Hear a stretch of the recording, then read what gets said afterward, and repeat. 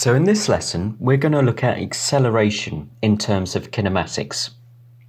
When the velocity of a particle changes with time, the particle is said to be accelerating. So on the left-hand side here, we have a velocity time graph. And this red line here represents the velocity of a particle throughout time. Just like with average velocity and instantaneous velocity in the last lesson, we can also determine the average acceleration and the instantaneous acceleration on a velocity time graph. So the average acceleration of a particle is defined as the change in velocity divided by the time interval delta t during which that change occurs. So the average velocity along the x-axis is equal to the change in instantaneous velocity divided by the change in the time. And this is equal to the particle's final velocity along the x-axis minus the particle's initial velocity along the x-axis divided by the final time minus the initial time. And we can see these variables on our graph here. So the average velocity, which is a vector, is represented by this blue straight line here. And we're measuring the average velocity of a particle between point A and point B. So if we imagine point A is here and point B is here, and this is along a one-dimensional line. But as we can see from the red curve here, the particle's velocity actually changes over that time period, over the final time and the initial time. Initially, the particle's velocity is changing quite rapidly over time. Then when we reach this point here, the particle's velocity is not increasing over that time period. It stays constant, but then when we reach the final time, the velocity or the rate of change of velocity starts to increase again. And the gradient of this curve here represents the instantaneous acceleration at each point in time. Just like the instantaneous velocity in the previous lesson, if we shrink down our delta t, which is this value here, if we shrink down this delta t until it approaches zero, this average acceleration will be more representative of the acceleration at the point A here. So if we imagine point B is brought closer and closer to point A, our average acceleration will be more representative of the acceleration of the particle at point A. And as delta t approaches zero, the instantaneous acceleration becomes. So the instantaneous acceleration equals the limiting value of the ratio of delta v over delta t approaches zero. And we can also express this as the derivative of the velocity with respect to time. In other words, the gradient at any point on this red curve here. So on the velocity time graph here, we can see that the instantaneous acceleration of the particle from point A to point B is either positive, like it is here, or it's zero, like it is here. If we were to see a deceleration, our red curve would have a negative gradient, or in other words, a force acting on the particle. Say if that's our particle, and our particle is moving in this direction, a deceleration would be equivalent of some kind of force pushing back on the motion of this particle from A to B. And we'll find out in later lessons that force is proportional to the acceleration. It's really important to mention here that if the velocity of the particle, which is a vector, points in this direction, and the acceleration acting on this particle is in the opposite direction, then the particle will slow down, as we can see at this point here. So at this point, the acceleration is negative, which means it points from B to A. So this is a negative acceleration. If, on the other hand, our acceleration is pointing in the same direction as our velocity vector, then we can see that our particle's velocity will increase over time. Now, if we were to plot an acceleration time graph of this particle going from A to B, we might see something like this. So at Ti, our initial time, we have a steep gradient here, which tells us that our acceleration is fairly high.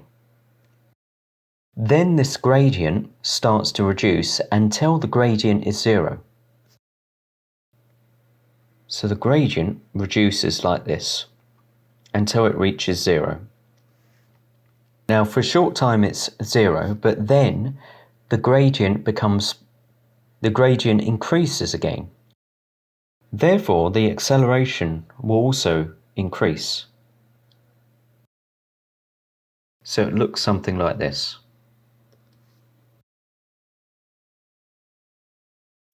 The velocity of a particle moving along the x-axis varies in time according to the expression Vx is equal to 40 minus 5t squared, where the velocity is in meters per second and t is in seconds.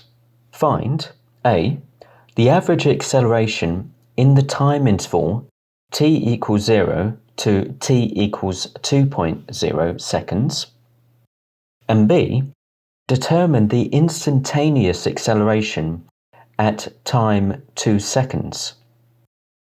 So this is our plot of the expression here. And you can see we have the 0 line here, and at time equals 0, our velocity is 40 meters per second, and this is time.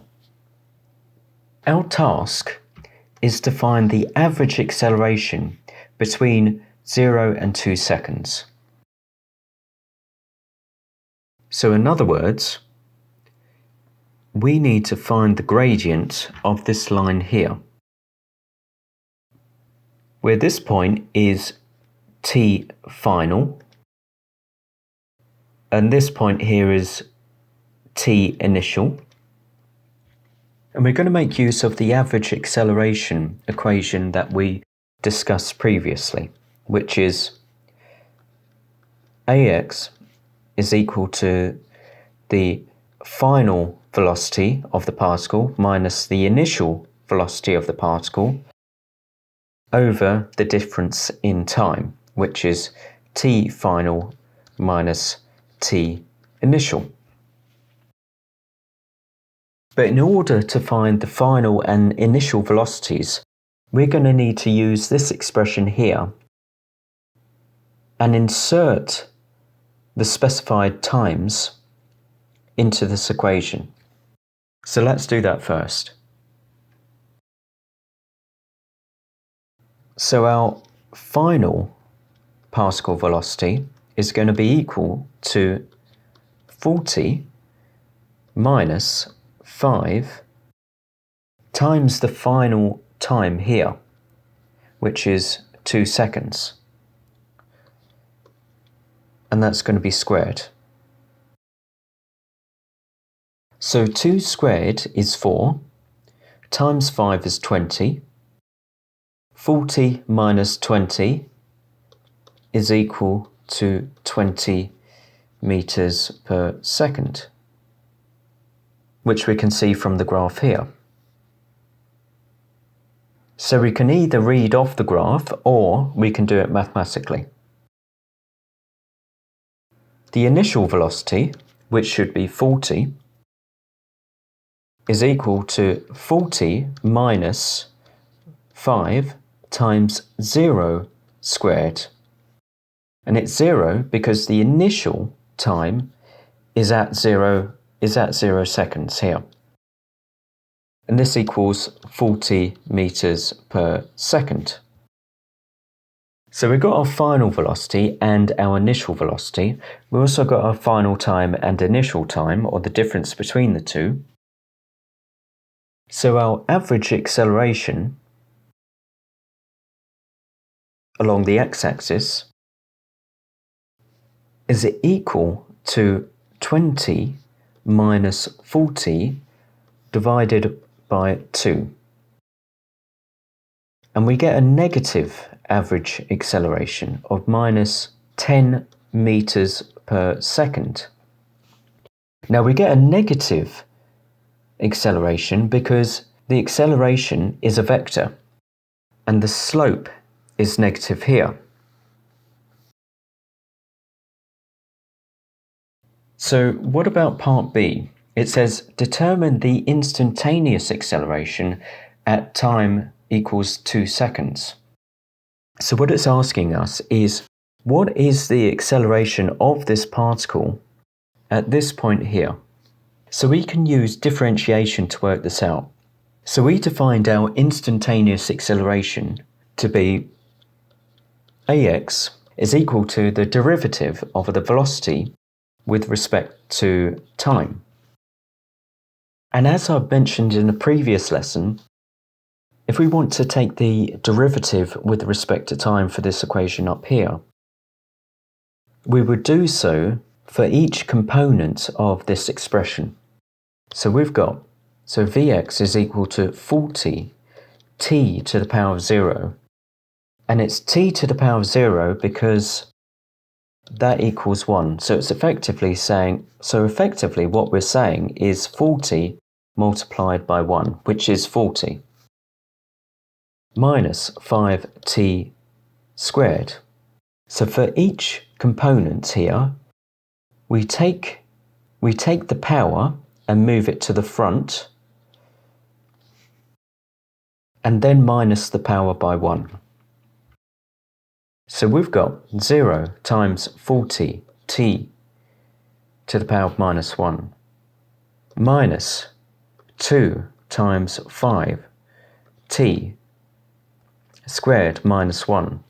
And this equals 0 minus 10 t to the power of 1, which equals 10t.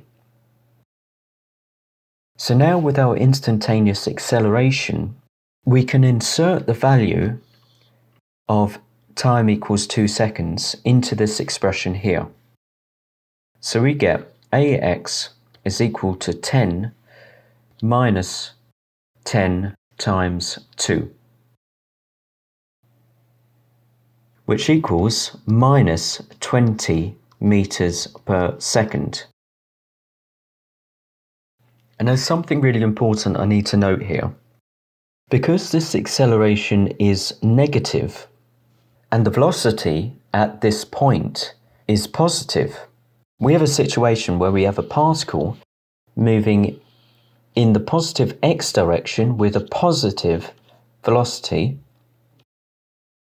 but then we've got a negative acceleration pushing back on the particle.